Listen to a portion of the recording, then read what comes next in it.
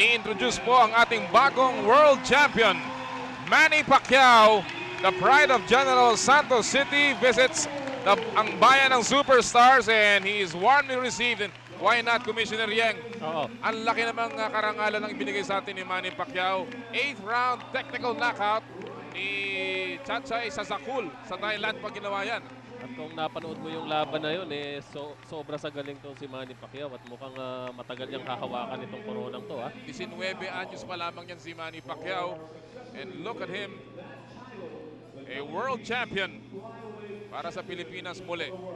Batang-bata, 19 anyos. At alam mo ito si Manny Pacquiao, kung titignan mo itong pagmumukha niya o yung itsura niya, parang napakabait na bata. Kala mo hindi makakapatay ng lamok. Makakapatay ng lamok, pero pinatulog yung kanyang kalaban. At saka walang takot yun. Alam mo, yun ang sinasabi nila kung bakit daw all of a sudden yung ating kuha dun sa Parade of Nations nung opening ceremonies ng 13th Asian Games. Biglang napaka-iksi lamang. Long shot pa yung kuha ng mga camera dahil na medyo naiinis pa daw kay Manny Pacquiao at kinuha yung pagiging kampiyon dun sa isang Thailander. But certainly si Manny Pacquiao has done us proud and well, the pride of the nation. And of course, yung pasasalamat ay lahat pupunta sa kanya.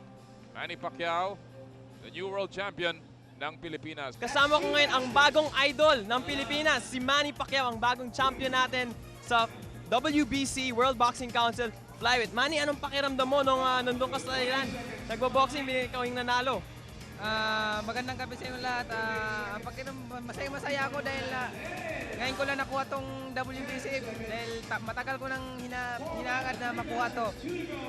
Manny used to play sa OPBF Federation pero this is his first crack at the WBC Championship at saka agad ang nanalo. Ano ngayon yung mga plans mo for the following events?